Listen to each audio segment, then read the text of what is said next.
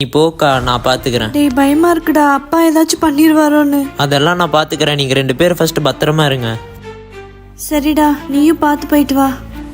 சரிக்கா, நான் வரேன்.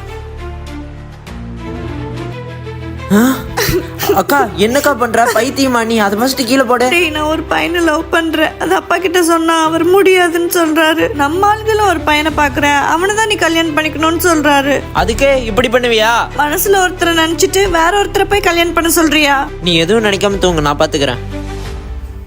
டேய் சீக்கிரம் கதவை நீக்கடா. எதுக்குமே இப்படி கதவை தட்டிட்டு இருக்க? டேய் தம்பி, அக்காவை காணோம்டா, ஓடி போயிட்டாளா இருக்குதுடா. அப்பா நம்ம ஆளுகிட்ட சொல்லி அக்காவை எங்க பார்த்தாலும் கொல்ல சொல்லி இருக்காங்க. நான் என்ன பண்றதுனே தெரியல. மாப்பிள, அவளை எங்க பார்த்தாலும் வெட்டுங்க. வீட்டு மானத்தவே வாங்கிட்டு போயிட்டா.